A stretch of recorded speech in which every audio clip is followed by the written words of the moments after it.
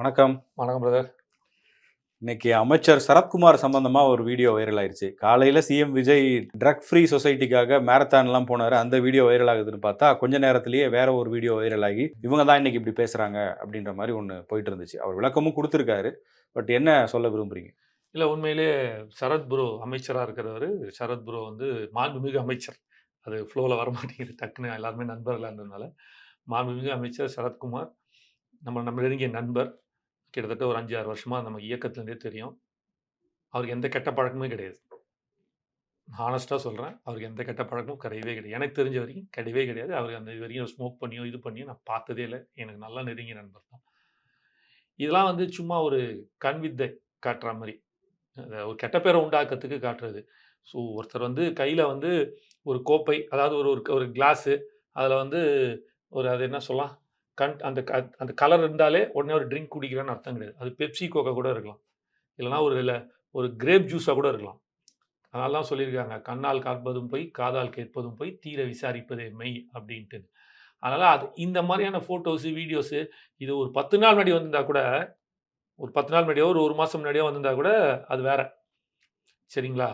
கரெக்டாக இன்றைக்கி தான் எடுத்து போடுறாங்க அப்படின்னு. இது எதுக்கு ஒரு காரணத்துக்காக சொல்கிறேன் அப்படின்னா, ஒரு பர்த்டே நடந்த விஜய்னா பர்த்டே அன்னைக்கு ஒரு ஸ்கூலில் நடந்த ஒரு விஷயத்தை எடுத்து போட்டிருப்பாங்க.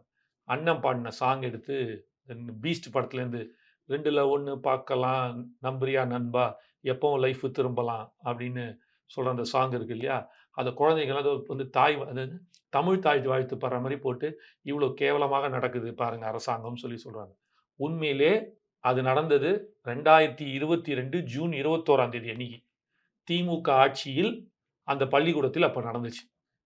அது ரைட்டா தப்பான்றது அடுத்தது. சரியா?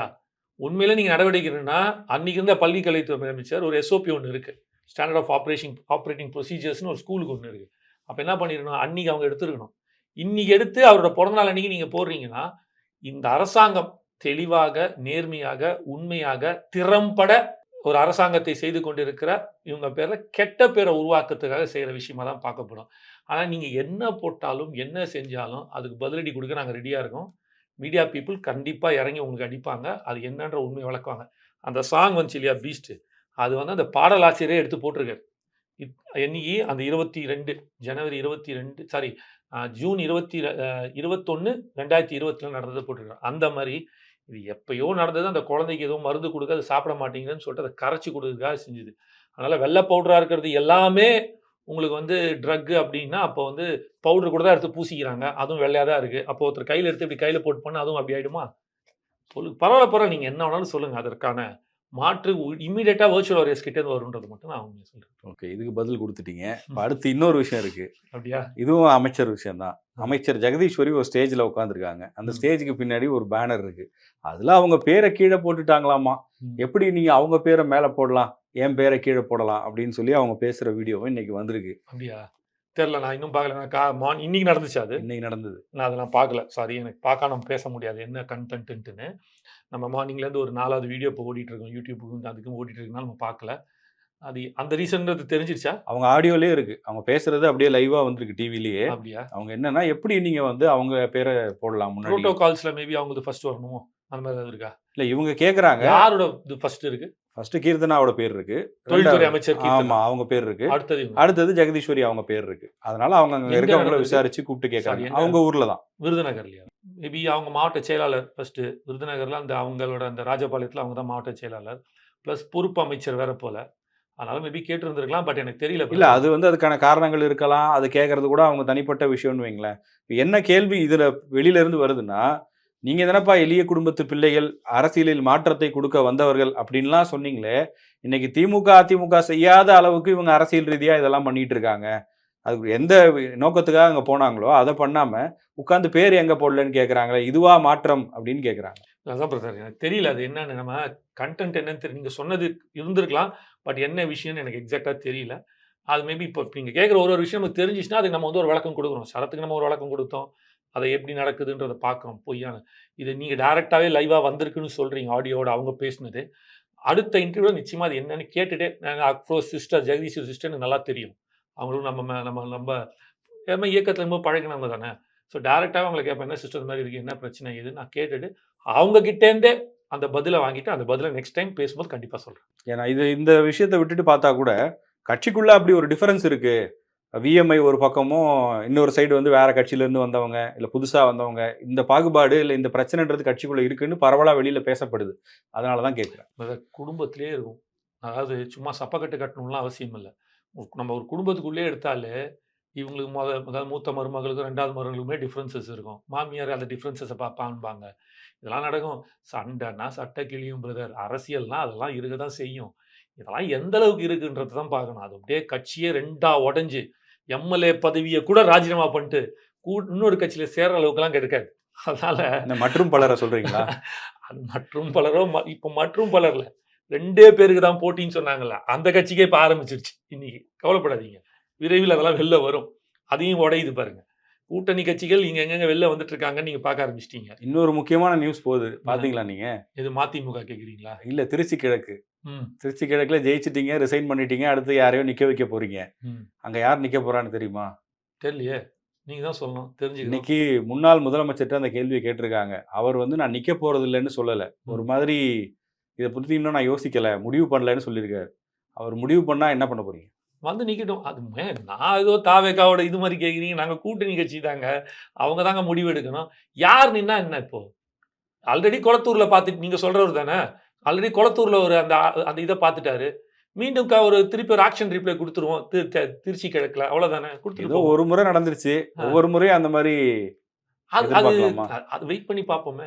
அப்படி பார்த்தா எடப்பாடி ஐயா வந்து 10 வாட்டி தோத்தாரு. முதல் தடவ சொல்லும்போது அதான் சொன்னாரு அவரு. ஒரு முறை நடந்தது. தொடர்ந்து அது நடக்காது. நாங்கள் வந்து மீண்டு எழுந்து வருவோம்னாரு. இதுவரைக்கும் மீளவே இல்ல.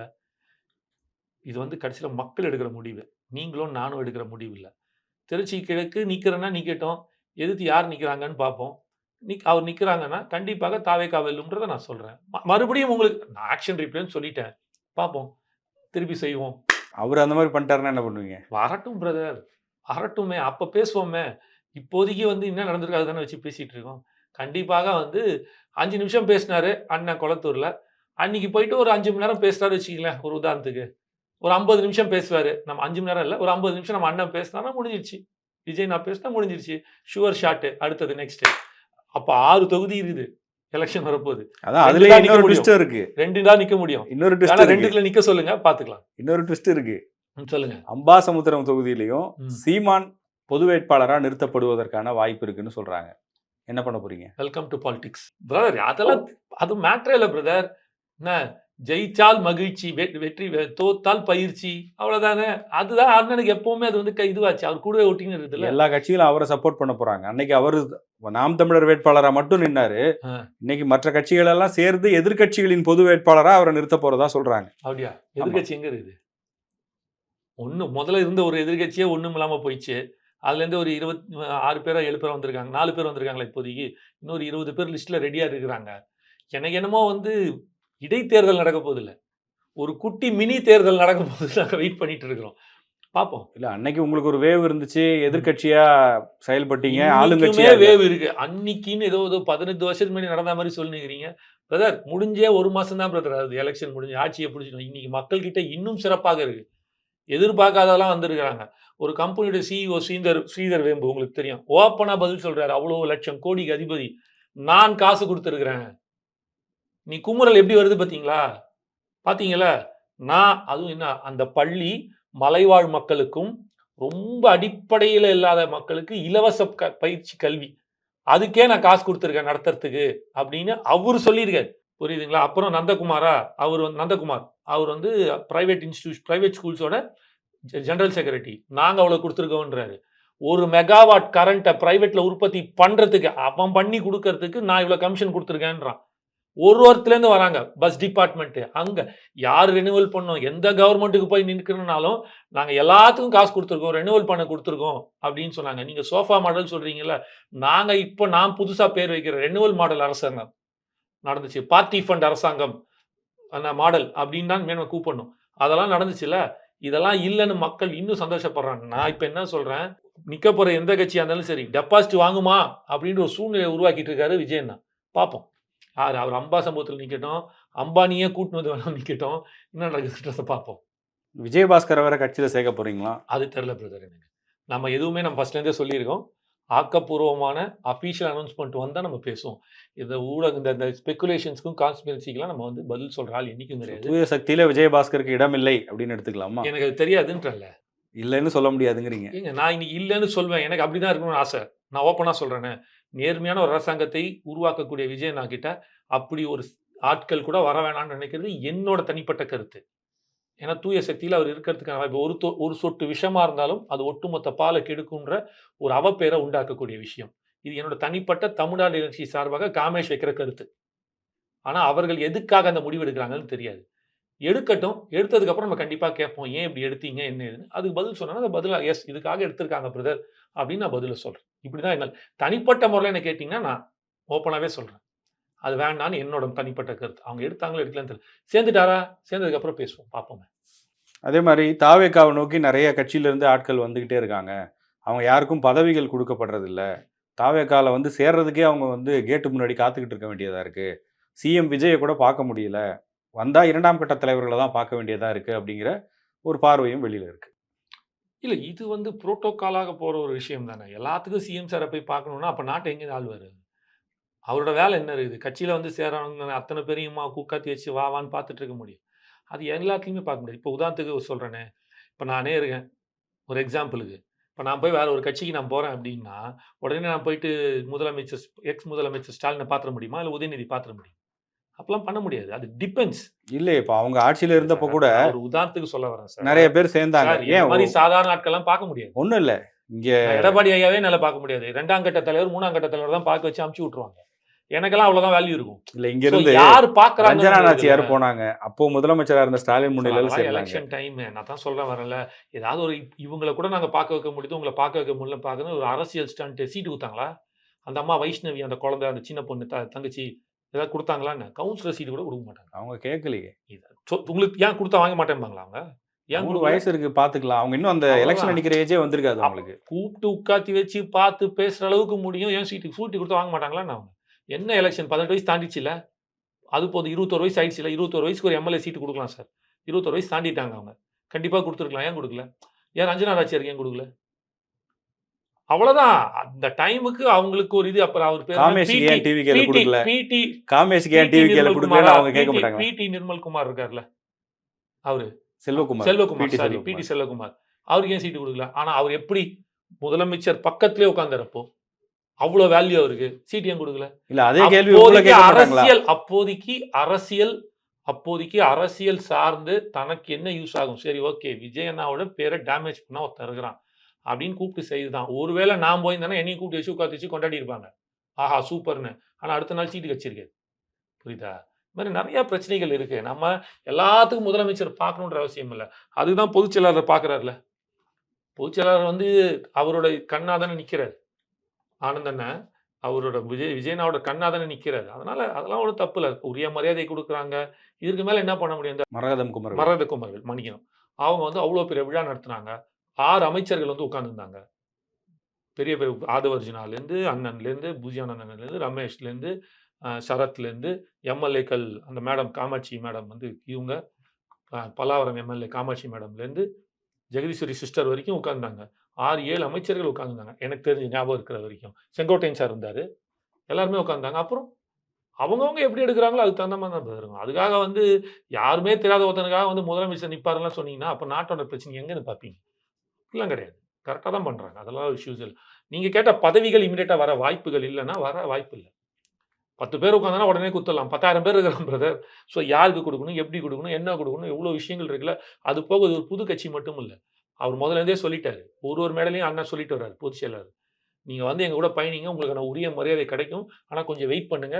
முதலில் அன்னைக்கு போஸ்டர் ஒட்டுனவனும், சைக்கிள்ல போய் போஸ்டர் ஒட்டணும், கொடி ஏத்தணும் தான் நாங்க வந்து முதல்ல அந்த மரியாதை குடுக்கணும்.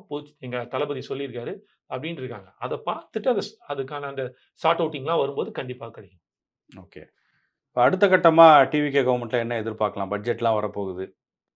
டிவிகே நேர்மையான ஒரு அரசியல் கட்சின்றத மக்களுக்கு ப்ரூவ் பண்ணிட்டாங்க. இன்னும் இப்ப திறம்பட வேலை செய்யக்கூடிய ஏன்னா நேத்திக்கே நீங்க பார்த்திருப்பீங்க.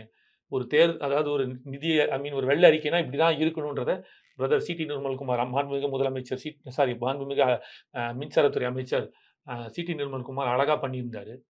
சில பேர் மாதிரி வெறும் வெள்ளை பேப்பரை காட்டல. வெள்ளரிக்கைனா வெள்ளை பேப்பர் காட்டணும் தான் நினைச்சிட்டு இருக்காங்க போல மக்கள் போன ஆட்சியில. இந்த ஆட்சி இல்லடா இப்படின்ட்டு ஒரு மணி நேரம். இன்னைக்கு நீங்க என்ன பேச சொன்னீங்க அப்படின்னா, எனக்கு தெரியாத என்ன மாதிரியான மரமண்டைக்கே மண்டையில ஏத்திருக்காரு அவரு. ஒரு எத்தனை எத்தனை 4,00,000 டிரான்ஸ்ஃபார்மர்ஸ் இருக்கு. அதுல 42,000 டிரான்ஸ்ஃபார்மர்ஸ வந்து மாத்தி ஆகணும். 1910 சப்ஸ்டேஷன் இருக்கு. அதுல 342 சப்ஸ்டேஷன்ஸ்க்கு வந்து திருப்பி வந்து திறம்பட மாத்த வேண்டியது இருக்குது. கிட்டத்தட்ட 1,40,000 பேர் வந்து கவர்மெண்ட்ல உத்தியோகத்துல இருக்கணும். ஐ மீன் இபில ஒர்க் பண்ணணும். ஆனா 64,000 பேர் தான் ஒர்க் பண்றாங்க. ஒரு வருஷத்துக்கு 9,000 பேருக்கு மேல ரிட்டயர் ஆகி போயிட்டு இருக்காங்க. ஆனா 340 பேர் தான் வேலைக்கு எடுத்திருக்கிறோம். புரியுதுங்களா? 2,41,000 மெகாவாட். அதுல வந்து சோலார் எனர்ஜி அதாவது ரினியூவபிள் எனர்ஜி எவ்வளோ? கவர்மெண்ட்டோட ஓன் புரொடக்ஷன் எவ்வளோ? வெளியிலேருந்து எவ்வளோ வாங்குறோம்? ஒண்ணொண்ணும் தெளிவுபடுத்திக்கிட்டே வந்திருக்காரு அழகா. இதுல வந்து பீக் ஹவர்ஸ்ல எவ்வளோக்கு வாங்குறோம்? அப்புறம் வந்து நார்மல் ரேட் எவ்வளோ? பீக் ஹவர்ஸ் ரேட் எவ்வளோ? அது போக வந்து நீங்க பார்த்தீங்கன்னா, நார்மல் கான்ட்ராக்ட் ஒண்ணு இருக்குது. ஷார்ட் டெர்ம் கான்ட்ராக்ட் ஒண்ணு இருக்கு. லாங் டெர்ம் கான்ட்ராக்ட் ஒண்ணு இருக்கு. லாங் டெர்ம் கான்ட்ராக்ட்ட மாத்தும்போது 251 கோடி ஒரு மாசத்துக்கு நம்ம மிச்சப்படுத்துறோம். அப்ப கிட்டத்தட்ட ஒரு வருஷத்துக்கு 2,500 கோடி ரூபாய் மிச்சமாகுது. இந்த கோல் எங்கேருந்து வாங்குறோம்? இத்தன விஷயம் எனக்கு எதுவுமே தெரியாது. அப்போ இதுதான் சார் உண்மையாவே நீங்க பார்த்தீங்க அப்டின்னா, ஒரு நி நி ஒரு இந்த அறிக்கை மாரி ஒண்ணு குடுத்தது. வெள்ளை அறிக்கை. இவங்க குடுத்தது. இப்ப இவங்க சொல்றாங்கல்ல, ரீல்ஸ் கவர்மெண்ட்ன்னு. உண்மையிலேயே சிடிஆர் அண்ணன் தான் நேத்திக்கு வந்து ஒரு ரியல் ஹீரோ. இது வந்து வெறும் ரீல்ஸ் ஹீரோஸ். வேற ஒருத்தர் காமிச்சாரு பாருங்க. அதுதான் இன்னும் இப்ப போட்டுக்கிட்டு, இப்போ இவரு சொல்லுவார்ல, நம்ம வடிவேலு. 2 பாக்கெட் எடுத்து காமிச்சுட்டு ஒண்ணுமில்லை அப்டின்ட்டுன்னு. அந்த மாரி வெறும் வெள்ள பேப்பர காமிச்சுட்டு, எத்தன வருஷம்? 4 1/2 வருஷம் கழிச்சு வெள்ள பேப்பர காட்டுறீங்க. அப்ப நீங்க எதுவுமே வேலை செய்யலன்றது தெளிவா தெரியுது. 40 நாள்ல ஒரு மனுஷன் இத்தன விஷயத்த சொல்றாரு. எனக்கு இதெல்லாம் எதுவுமே தெரியாது. இப்ப இத்தன விஷயத்த எனக்கு எப்படி தெரிஞ்சது? அவர் சொன்னாரு, நான் ஏத்துக்கிறேன். அப்போ ஒரு சாதாரண பாமரன், என்னை போல, அதனால நான் ஓப்பனாவே நான் சொல்றேன். மத்தவன கூட சொல்ல நானே சொல்றேன். என்ன மாரி ஒரு மரமண்டைக்கு ஏறுற அளவுக்கு அத கொண்டு வந்து சேர்த்திருக்காரு அப்டின்னா, அவர் தான் சார் ரியல் ஹீரோவா நாங்க பார்க்கிறோம். இப்படிப்பட்ட ஒரு அமைச்சர்களும், இப்படிப்பட்ட ஒரு அரசாங்கத்தை நடத்தக்கூடிய ஒரு முதலமைச்சர் தான் தேவைப்படுது நாட்டுக்குன்றத நாங்க சொல்ல வரோம். ஓகே. சூப்பர் ஸ்டார் ரஜினிகாந்த் வந்து அவருடைய பட விழால பேசியிருந்தாரு. பேசும்போது, "நான் என்ன பேசினாலும் வந்து அது சர்ச்சையாயிடுது. பேசலன்னா, நீ ஏன் பேசல? வாய திறக்க மாட்றேன்னு" கேட்பாங்க. பேசுனா, இப்ப பேசு" அப்படின்னு சொல்லுவாங்க. அப்படின்னு அவர் ஒரு ஜாலியா ஒரு விஷயத்த சொன்னாரு. எத நினைச்சு அவர் சொல்லியிருப்பாருன்னு நினைக்கிறீங்க? ரஜினி சார பத்தி பேசுறதுக்கு இங்க எதுவுமே இல்ல. என்ன பொறுத்த மட்டும். அவரு ஒரு சினிமா நடிகர். இப்ப சொன்னோனே திருப்பி சொல்லலாம். இப்படி வேணா நான் கம்பேரிசன் குடுக்குறேன். ரஜினி சார் ஒரு ரீல் ஹீரோ. விஜய்னா ஒரு ரியல் ஹீரோ. மக்களுக்காக இறங்கிட்டாரு. தன்னோட எல்லாத்தையும் தூக்கி போட்டு. இவரு இன்னும் சினிமால நடிச்சிட்டு இருக்காரு. இவரு பேசினா அது ஒரு கன்டென்ட்டா மாறுது. ஒரு டிஆர்பி ரேட்டிங் ஏறுது. இது இன்று அல்ல. பல ஆண்டுகளாக நான் வர வேண்டிய நேரத்தில கரெக்ட்டா வருவேன். ஆடியோ ஃபங்ஷன்லயா இருக்கட்டும், ஒரு வீடியோ இந்த ஒரு பேர் என்ன? சினிமா ஒரு மேடைகளா இருக்கட்டும், இல்ல அவர் படத்தை சார்ந்து எப்பலாம் பேசும்போது தான் வெளில வந்து பேசுவாரு. அப்ப பேசும்போது இத சொல்லிட்டு இருப்பாரு. ஸோ அந்த படத்துக்கான ஒரு ப்ரமோஷன். அந்த தர்மன் அந்த படம் இல்ல பேரு. அவர் வந்து அப்ப ஜெயலலிதா பீக்ல இருக்கும்போதே அவங்கள எதிர்த்து அதான் கேள்வி சார் கேட்டவரு. வரவே இல்லையே! முடிஞ்சிருச்சுல்ல. அது அவரோட விருப்பம் தானே! அவ்வளதான். அதத்தான் நானும் சொல்ல வரேன்ல. அவரு சினிமான்றது என்ன? ஒரு ரீல்ஸ். ஒரு ரீல் ஹீரோ. அந்த ரீல் ஹீரோல தன் படத்துக்கான ப்ரமோஷன தெளிவா செய்யக்கூடிய ஒரு மனுஷன். இங்க இவரு ரியல் ஹீரோ. உண்மையிலே இறங்கி மக்களுக்காக செய்றாரு. இன்னைக்கு கூட என்ன சொல்ட்டாரு? எடுத்தேன்னா, "ஸ்போர்ட்ஸ கையில எடு. ட்ரக்ஸ வந்து விடு" அப்டின்ட்டாரு. "ஸ்போர்ட்ஸ எடு, ட்ரக்ஸை விடு" அப்டின்ற அளவுக்கு சொல்ட்டாரு. நான் பார்த்த வரைக்கும் எவ்வளோ ஸ்மார்ட்டா, சார்மிங்கா இருந்தாரு பாருங்க. ஸோ தமிழ்நாடுல இந்தியாவோட மோஸ்ட் ஹேண்ட்சம் ஸ்மார்ட் சிஎம் அப்டின்னா விஜய் அண்ணான்றத பெருமையா சொல்லலாம். மேபி வருங்கால சர்வேல நம்பர் 1ல நிப்பாருன்னு நான் நம்புறேன். ஜெனரலா நீங்க பார்த்தீங்கன்னா, ஒரு அமைச்சர் என்ன பண்ணுவாரு? மாரத்தானா இருக்கட்டும், எதுவா இருந்தாலும் போயிட்டு சும்மா கொடி அசைச்சு வச்சுட்டு போயிடுவாரு. ஆனா களத்துல இறங்கி தானும் ஓடி, அது ஒரு இன்ஸ்பிரேஷனா மாத்தி குடுத்துருக்காரு. இப்படிப்பட்ட ஒரு சிஎம் தான் தேவைப்படுது இங்க. அதனால தான் அவர் ரியல் ஹீரோன்னு நான் சொன்னேன். ஸோ அதனால ரஜினி சார் சொல்றது ஓகே. தர்மன் படத்துக்கு வாழ்த்துக்கள். படம் வரட்டும். போய் நம்ம எப்படியும் படம் பார்ப்போம். பார்த்துட்டு ஒரு கை தட்டு, "தலைவா கலக்கிட்ட தலைவா, மெயின்டெயின் பண்ணு. அடுத்த படத்துக்கு வெயிட் பண்றோம்ன்ட்டு" போயிட்டே இருக்கலாம். இங்க மனுஷன் தமிழ்நாட்டையே புரட்டி போட்டு மாத்திட்டு இருக்காரு. ஹேப்பி. அதனால ஒரு ரியல் ஹீரோக்கும் இருக்கிற டிஃபரன்ஸ் தான் இது பார்க்குறேன். ஓகே. இப்ப தாவேகாவோடு கூட்டணியில இருக்கக்கூடியவர்கள்ல, ம். இப்ப விசிகா நெறைய கருத்துக்கள வைக்கிறாங்க. இப்ப மோதிரம், தங்க மோதிரம் குடுக்குறோம்னு அனௌன்ஸ் பண்ணியிருக்காங்க, பிறந்த குழந்தைகளுக்கு. அதெல்லாம் எதுக்குங்க? கொஞ்ச நாள்ல கையில வந்து அந்த குழந்தைங்களுக்கே போட முடியாது. ம். அதுக்கு நீங்க வந்து அந்த ஹாஸ்பிட்டல் ஃபெசிலிட்டீஸ வந்து இம்ப்ரூவ் பண்ணலாம். நீங்க அரசு மருத்துவமனைகள்ல தான் குடுக்க போறீங்கன்னா, அது 50% குழந்தைகள் தான் அரசு மருத்துவமனைகள். மீதி இருக்கிற 50% பிரைவேட் ஹாஸ்பிட்டல்ல பிறக்குறாங்க. அப்ப அங்க இருக்கக்கூடிய மக்களுக்கே அது வந்து ஒரு மாரி என்னங்க இது அவங்களுக்கு குடுத்துட்டு நம்ம குடுக்கலையேன்ற மாரியெல்லாம் வரும். அப்ப ஏங்க இதெல்லாம் பண்றீங்கன்னு அவங்க ஒரு கேள்வி கேட்குறாங்க. இது ஒரு கவர்ன்மென்ட் பாலிசிஸ். நீங்க ஒரு கவர்மெண்ட் பாலிசி ஸ்கூல்ல வந்து நீங்க ஓகே. அது விசிகான திருமானந்தன் தானே சொல்றீங்க. நானும் படிச்சேன்.